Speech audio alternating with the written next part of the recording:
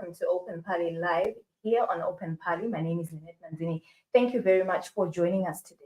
In today's conversation, we are talking about the evicted villages in Gutu Masvingo. So hundreds of villagers were given 7 days notice to vacate areas that they called home for over 20 years.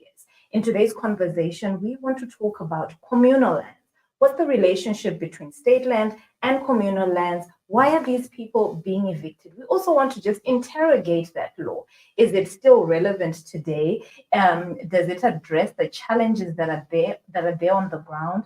Do rural folks understand this law, and who is there to tell them? Joining me to discuss this topic today is Sam Moyo, Africa Institute for African Studies researcher, Freedom Mazwi. Welcome to the program. Thank you, Lynette. Thank you very much for joining us. And we're also joined by the Center for Natural Resource Governance, Deputy Head of Program, Tracey Mutowekuziwa. Welcome to the program. Thank you, Lynette. Colleagues, we are talking about the evictions. But before we begin, I just want to play a video of one of the residents who was evicted from their homestay 20 years later. I just want us to get a feel of what they're saying, and then we continue our conversation. Indri mugaro kumasvingo kwabhuka muvillage 15B. Saka takafektwa nenhau yekunzi takangonzi pamugere hapatendedzwi tokupai mazuva 7 kuti munge mabva panzvimbo.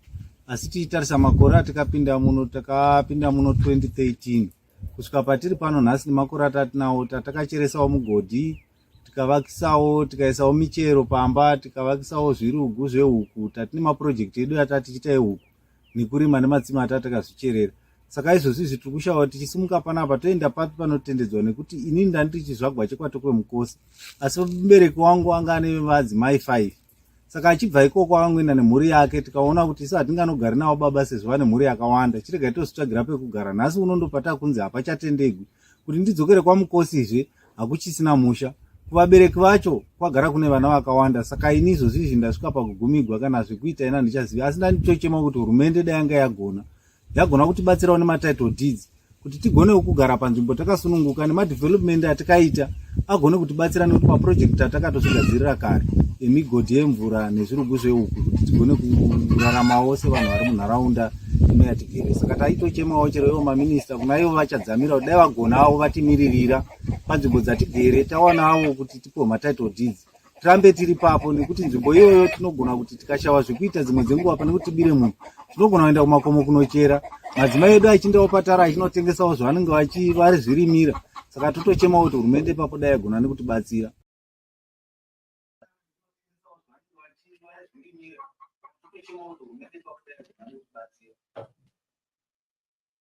So that was a video clip from one of the victims that were affected by the eviction. So they were given 7 days notice after, living in this area for over 20 years, since 2013. I'm going to begin with you. Maybe I wanted to say ladies first, but let me start with Freedom. Freedom, let's talk about homeland and state land. People use those words interchangeably. Is it one thing? Thank you, Lynette, for inviting us to the program. Good afternoon to all the viewers. Yeah, state land and communal land, if you look at it, actually, yes, as you rightly point out, people tend to use those, terms interchangeably. But if you look at it, state land, it is land which is owned by the state. It is not private. It is not, because if you look at tenure systems in Zimbabwe, there is statutory tenure. That's land which is under leasehold.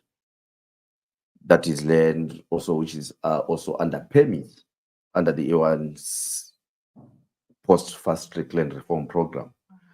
Then we also have land under, freehold titled, which are title deeds. But then then there's also state land. That is the land which is the state, under the hands of the state.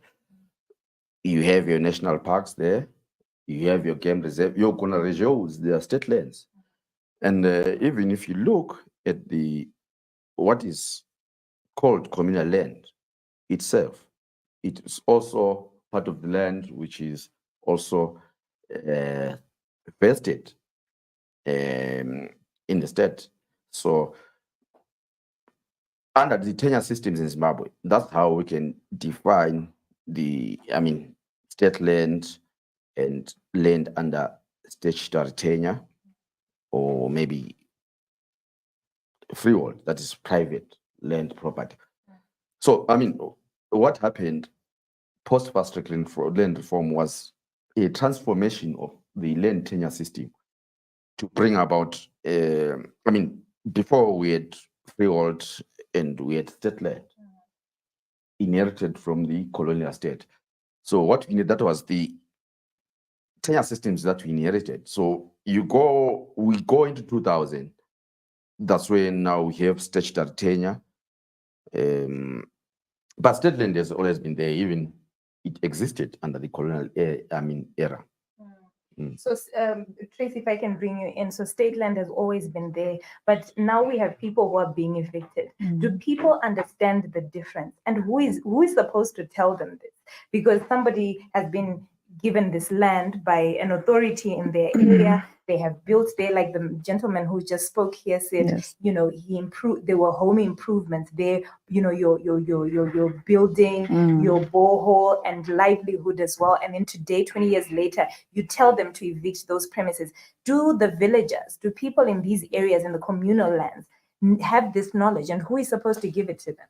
Okay, thank you, Lynette. So I think the first comment would be, in Zimbabwe, or generally, ignorance of law is no defense. So even if you didn't know, it's not a defense. But if we were to go into, I think, like what Mr. Friedman said, if there are different types of tenure systems in Zimbabwe, and then the confusion comes, I think, with the scenario that is happening, it comes where we have communal land, which, according to the Communal Lands Act, is vested in the president. And it's administered by the rural district councils. And also we've got our chiefs and our village heads. They've got authority to distribute the land, I think, according to customary and cultural rights. So you realize that if you go to your rural village right now and you ask your saboku, you will tell you this was your grandfather's a garden, so you should get that. Or this was the garden of your grandmother, things like that. So our village heads have that kind of authority to distribute.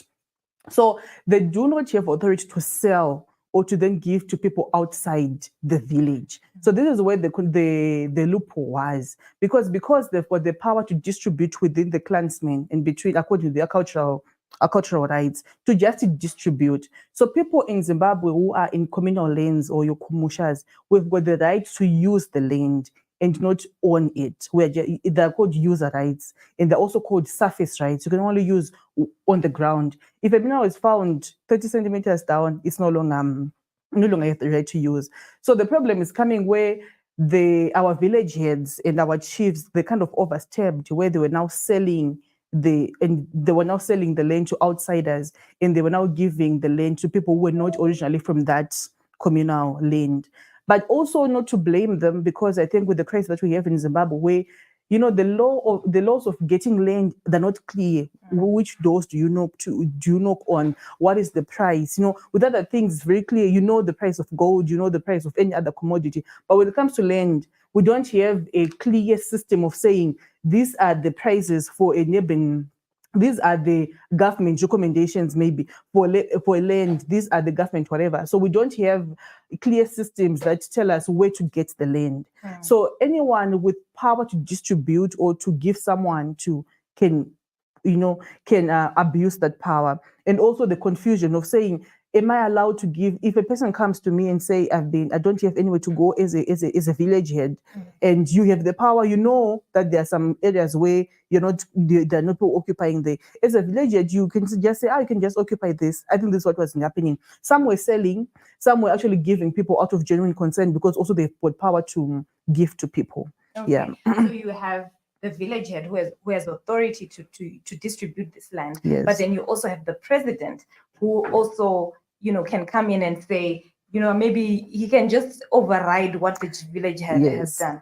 Okay, let's bring in freedom. Tracey here says that we don't have clear laws in Zimbabwe in terms of land distribution. Do you share the same sentiment? Thank you for the platform again, once again. The laws are there. The laws are clear in terms of urban, how you want to purchase land in urban areas is quite clear. If you go to rural areas,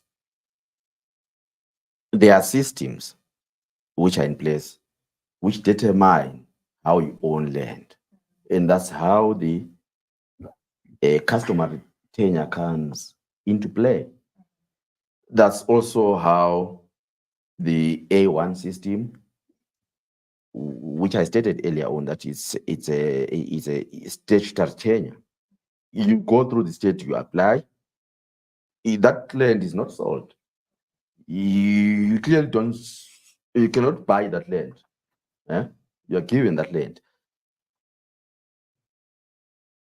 under customary tenure. The land should be. How land is redistributed is determined by the lineage system. Osobukus, wana sobuku, osobu. That's how you. Those are the laws which are in place, and also through the right district. So the laws are there. The laws are there and they're clear, and maybe some people don't know what. Maybe if you can just briefly explain the Communal Lands Act for the benefit of all. Well, the Communal Lands Act is, like I stated earlier on, that the tenure system was bimodal when we adopted independence. That is with private, with the freeholds, led tenure, and we also had land under customary, that was state land. So the customary tenure generally is that kind of system which was inherited. Actually, even before the colonial era, there was a system of governing how land is shared in a certain area. So when the settlers came in various countries, they had to put into place some laws and say, no, now this is now customary tenure. We're now putting in place, giving power to traditional leaders, authorities, how to redistribute land, how to share land. But the systems were there. The systems were there even post-colonial era. Those are the systems which were adopted by the post-colonial state. It's not only confined in Zimbabwe, but if you go general to most African countries, you find that this customary tenure system is in place. The problematic aspects become that in our view, there is a clash now when it comes to the Roman Dutch law system and also the customs rules that prevailed before colonialism. So these are systems which have been in place. Like you asked me about what communal lands means. If I am to use some other language, I would say it was some form of bastardization of the rules that existed amongst communities, but they were put to suit a certain system, which favored a certain minority, exploitation and all those things. And this is still affecting Zimbabweans, 40 years after independence. Yes. That's basically what has to be done is to review. We go back to, if you ask me my personal view, I'll say that we have to revisit the tenure system that prevailed. Why do you think it's important for us to revisit that system? Was clearly, I mean, you can't say, Manzini, Lynette, we can't, the Roman Dutch system and the African customs, if we bring those two things, they will clash. Like they're doing now in Gutu. Yes, yes. Okay, yes, so in yes, case yes, you're just joining us, you are tuned into Open Pali Live Mm. here on Open Pali. My name is Lynette Manzini. Thank you very much for joining us. We are talking about the evictions, the Communal Land Act, and the evictions that are prevailing in Masvingo, in Gutu Masvingo. So hundreds of villagers were given 7 days to vacate premises that they had called their homes for over 20 years. And the guests here in the studio are saying that there's a clash between the Roman Dutch law and the customary law. And it's important for us to revert to the old system because these two systems are clashing. And as a result, the citizens become the biggest loser in all this. He says that, Freedom says that there's a clash between these laws.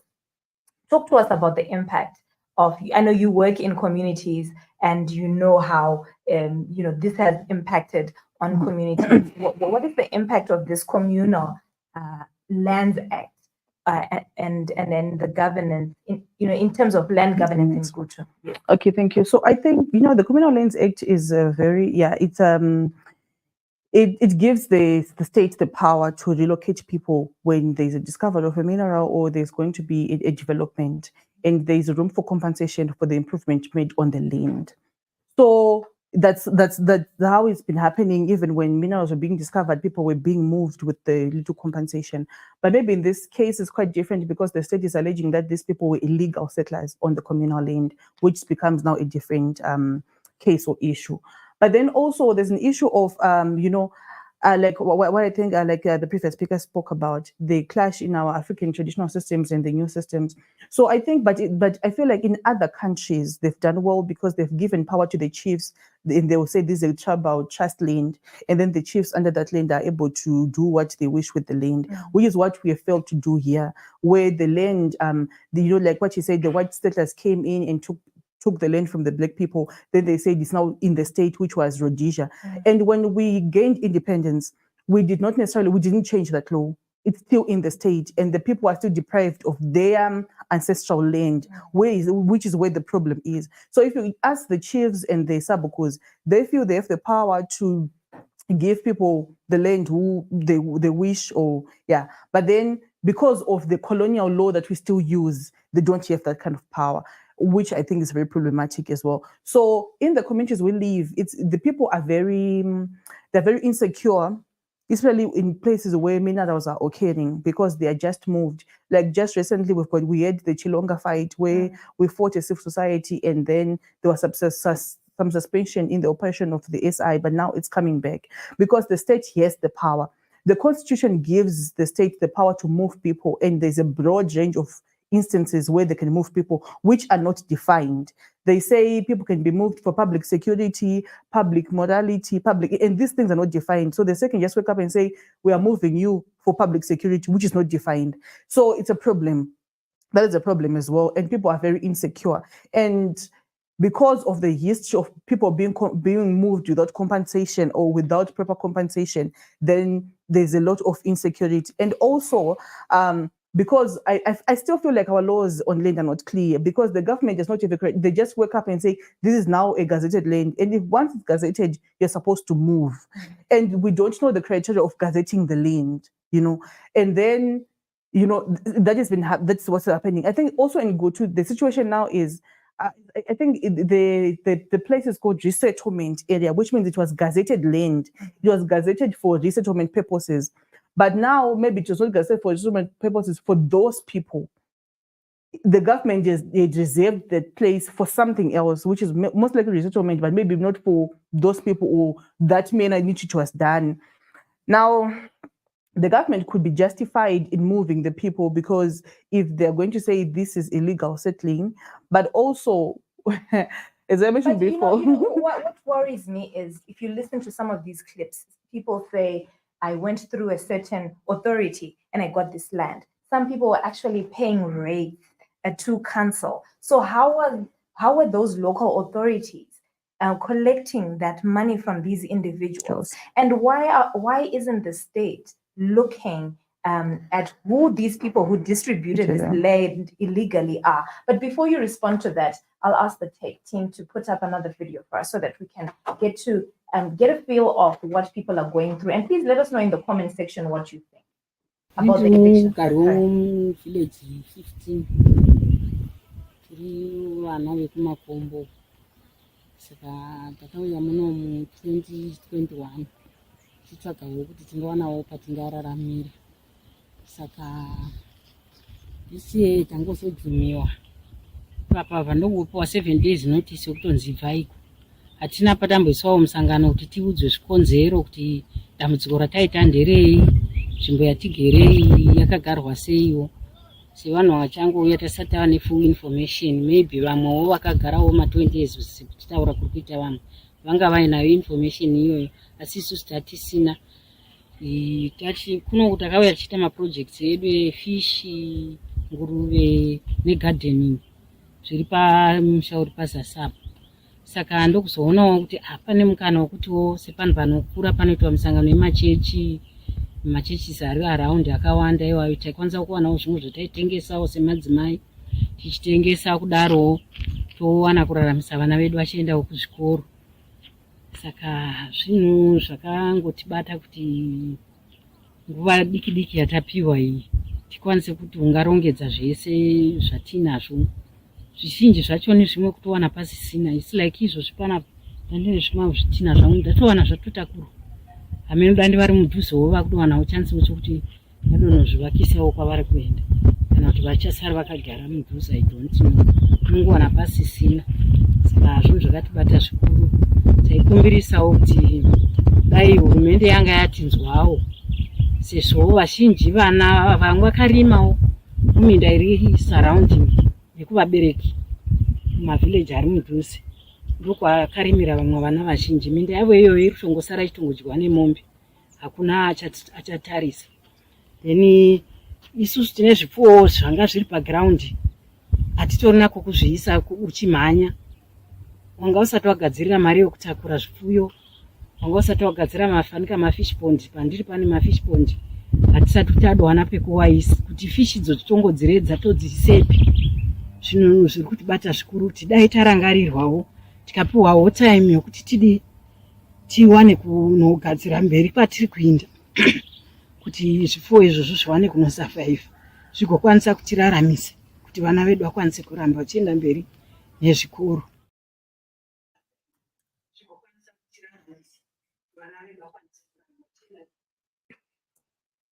That's a video of one of the women who have been evicted from their land. Let us know in the comment section how you feel. Murukunzwa sei muchiona video yemunhu akaevictwa paland yanga achiziva for over 20 years. Ndo paanga achigara achiti ndo pamba pake, asi iko zvinezvi abviswa paland iyoyo. Zviri kunzi havana kugara nemutemo, asi vanhu vanga protectwe sei semaZimbabweans kuti vakwanise kuti kana wavakawo unenge uchikwanisa kugara pamba pako. Freedom, if I can come back to you, is there a way we can play a balancing act? Yes, the law is the law, and I know you were outrightly clear to say our indigenous knowledge systems were bastardized by the Roman Dutch law. It's important for us to go back. How do you think we can balance this now? Because people are being evicted. They have invested in development of this land. You heard her, she has a fish project there. Now she has to leave. You have children who are going to school. You see, it's like regressing. We are working towards sustainable development, but at the end of the day, somebody will wallop into poverty. What balancing act can be played? Thank you, Lynette. Clearly, there has to be a balance.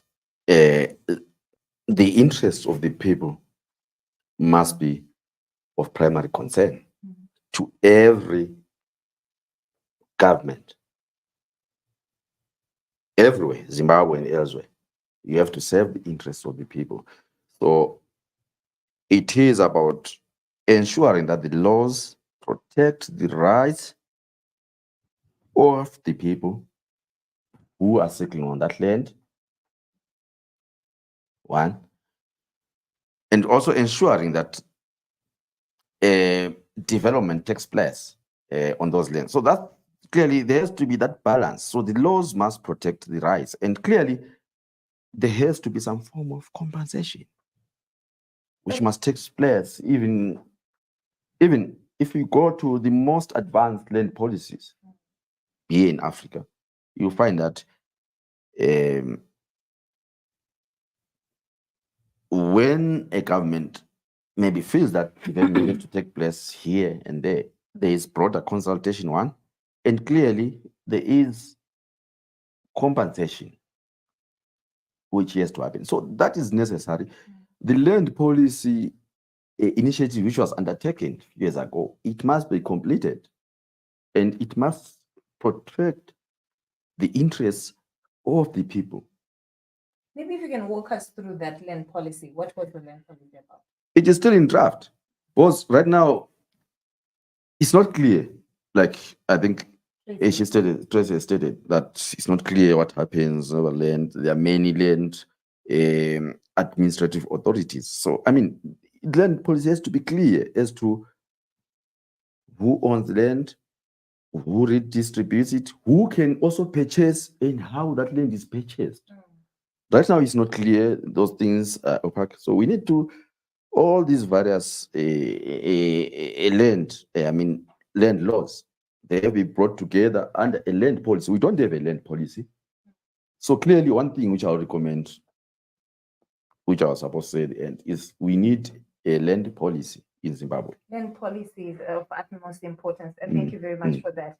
And you spoke about issues to do with consultation, and the lady in the video said we weren't consulted. We were just told to go to court. Actually, they were not even told that they were going to court. They were told to get into the car, and then found out that they are now under arrest and they had to go before the law. I think there's need for that important communication, so that everybody knows what's happening, and then they were not consulted. And then you're talking about compensation, but Tracey says the government is saying these people were settled illegally.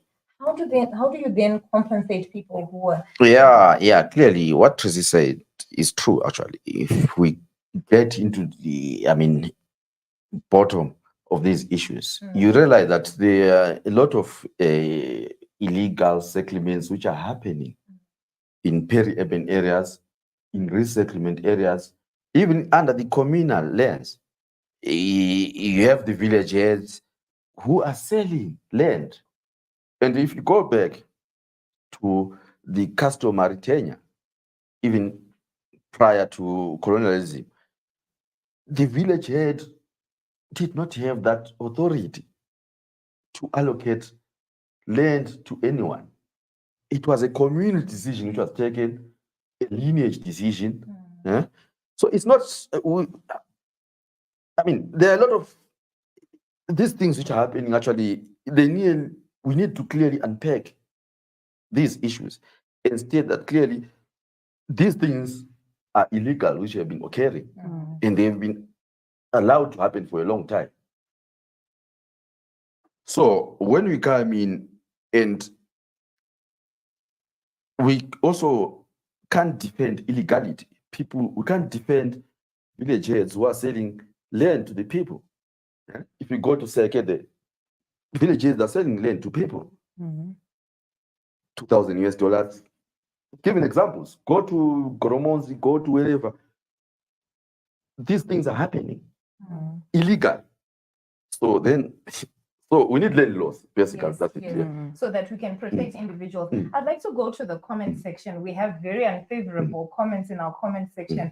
Someone is saying, is this an MDC show? What is your real land agenda? So the reason we're having this program is, there were questions when we came across the videos of villagers who had been evicted. People were asking, what is communal land? What is state land? Who has the right to distribute this land? And the reason we're having this program is to discuss these issues. And also, how do you feel, Mr. K, if you can let us know in the comment section, somebody getting land from their, an authority, the village head in their village gives them this land, but then they develop it. drill a borehole there. They have projects running. Their children are going to school. And then 20 years later are told to vacate that premise. Do you think this is fair? So we are discussing, also evaluating the law to say, do we need to change it? And, the guest here is saying that the laws need to be very clear. We need to work as a matter of agency on the land policy. It's something that we need to work on as a country. So let us know in the comment section. This is not an MDC show. This show is about Zimbabweans. It's about the land. It's about you and me, because we need to know. I might go and get land from my sabuku tomorrow and my house demolished. And this is what we're trying to avoid. Tracey, if you can come in and talk to us about the Constitution. It talks about, I don't know whether it's related, but talk to us about that. It talks about individuals not being evicted, without, without a court order. But in this case, the court has said that they should evict that premise, but then they don't have anywhere to go. What happens to those individuals? Yes, the Constitution says this, but these individuals have nowhere to go. Yeah, so I think the Constitution is very progressive in terms of housing. There's in the Bill of Rights, everyone has got a right to housing, and our local authorities are supposed to implement to enact policies that support people to enjoy that right. And also, no one is supposed to be evicted from their houses without a court order. Arbitrary eviction is not allowed.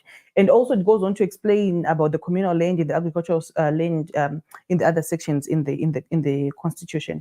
But what I think is this is a unique case. I think rural land and urban land is different. And urban land is quite different because it's usually sanctioned by urban planning.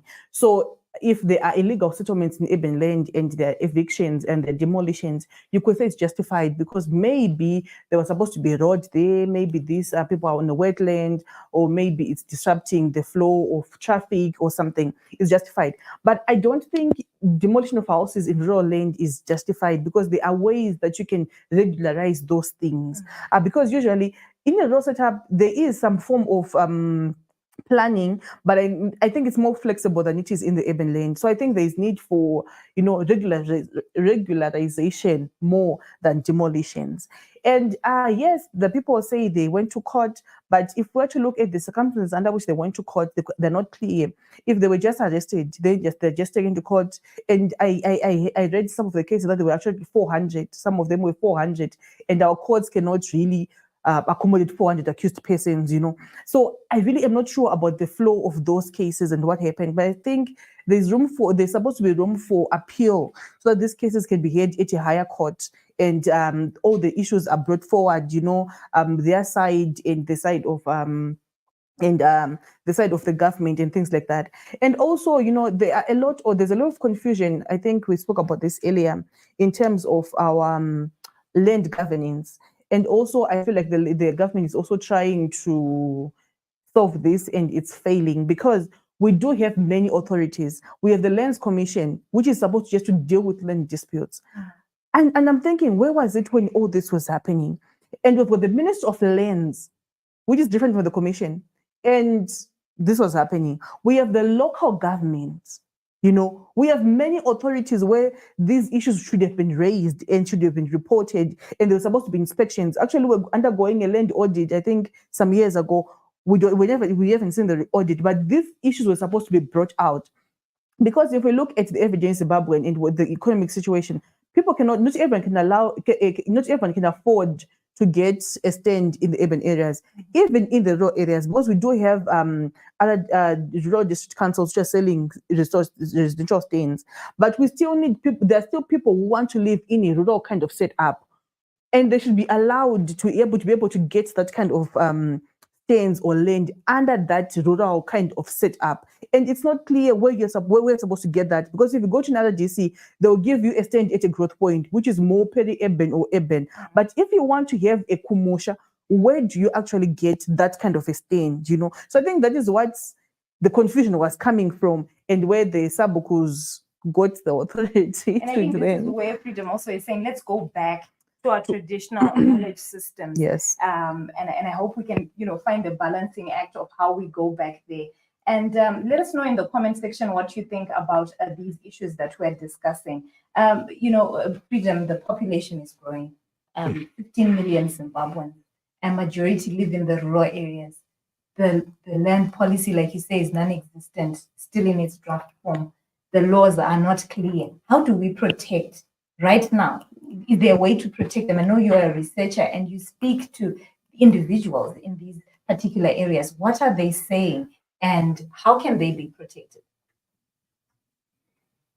Clearly, it's not, it's not an easy answer which I can provide. It's not your question actually is very difficult to answer. You might bring many individuals in this room to say, how do we solve these issues? How do we solve the issues? Right? But in my personal view, we will have to go back to that indigenous knowledge system, which is also decolonizing land laws. They have to be decolonized, clearly. We can't decolonize politically or economically and fail to do so in terms of the land. That has to be done in terms of the law, how the land was governed. So it is not only confined to Africa, but not to Zimbabwe, but to general Africa. We have to develop our own system. Which were there, yes. But there's clearly, this is a clash. We have to protect people who are on the land, who live on the land. And another thing on this issue, which which we are here to discuss about, the issues of displacements, so-called displacements and everything. We have noted that some people who condemned the fast-track land reform program as chaotic, illegal, they are the very same people now who are now coming to defend what the illegalities which are occurring in the communal lands, in peri-urban areas. That's a serious contradiction. So if you condemn the fast-track land reform program, also condemn the illegal settlement. But anyway, I'm just passing. But let's revisit the laws themselves, so that there's no clash between the Roman Dutch law and our own traditional and indigenous land governance systems. Because we clearly have our own systems. We need to revisit them. Yes. Thank you very much for that. And as we round up, Tracey, what can we do to ensure that, because remember, majority of the population is in the rural areas, and this is where all this is happening. You don't know whether you're buying land from the proper person or this is where you're supposed to settle. What can we do to ensure that these individuals, these communities understand the law? Okay, so I think you spoke earlier about how some of these people were paying to the council. So usually in the rural areas, you pay to the council via the village head, and usually some of them you've actually receipt books from the other DC. So you could have been paying to the Sabogu, getting a receipt and not paying to the council. I think this is what was actually happening. Where people were not going physically to the RDC office, but were going to the person who gave them the land, and they were now collecting rates from them. So yeah. So I think what we need to do, the other DCs, our local rogue district community councils should deal with this issue. I don't think demolitions are the way to go, because we've got people who've made investments, and they like what you mentioned, there were people who were farming there, and there was a lot of things happening. I think what we need is to regularize in some way. The only regularization that is needed in rural communities is just for you to be in the book, book Rasa book, and be known other DC, just that. And that's very simple to do, and I don't even think that the demolitions are, warrants that. And we have now that because of the outcry and everything, I think people now know that the sub-books don't have the right to sell the land. And if you want land, you go straight to the RDC council. And I think the RDC councils also, the RDC councils should be clear about the land that they have. They do have, the growth point land that they get money from. And they also have the land under the chiefs and under the sub-box. They should be able to control that kind of land distribution. Usually they were just ending at the growth points and not necessarily over seeing what the sub-box were doing. But now I think it is their mandate. They should know what's happening in the rural areas, and they should be able to regularize and give some order. And their offices publish information about this area is not supposed to, this is an illegal area to settle because we want to build a school there, or this is the grazing land, people are not supposed to settle there. This should be known at RGC council, at RGC offices. But I feel like we do not, even if you go now, some of the councils, they're not interested in the raw land because it's not professional, it's not a profit-making thing to them. They are interested in the shops, in the growth points. But then that leaves, gap for corruption, gap for people who are desperate to just get something. They should own that raw land. If theirs, they should publicize it. They should own it. They should tell people that it's theirs. And if anyone wants access to it, they should come via them. So what I'm getting from you is the district councils are sleeping on the job. They are. Okay. So before we just round up comments in the comment section, we have Promise there in the comment section. Thank you very much, Promise, for joining us. Promise says, interesting discussion exposing the status of people's rights to land as bona fide citizens. Thank you very much. Milka, thank you very much for joining us. Milka says, good move. Ziva says, as we round up, am I late? Unfortunately, you are a little bit late, Mr. Ziva, but I hope you can join us again next week, Thursday at 12 p.m. So there you have it, viewers. I had Tracey and I had Freedom here in the studio. They're suggesting that the rural district councils need to take ownership of their land. They need to be transparent processes of, they need to be transparent in how one acquires land. All the steps should be made public to everyone so that nobody is found wanting. And also a land policy. Freedom insists that we need to work on our land policy as a matter of agency and also revert to our indigenous knowledge system of how we used to manage and distribute land in communal areas. Until next time, my name is Lynette Manzini.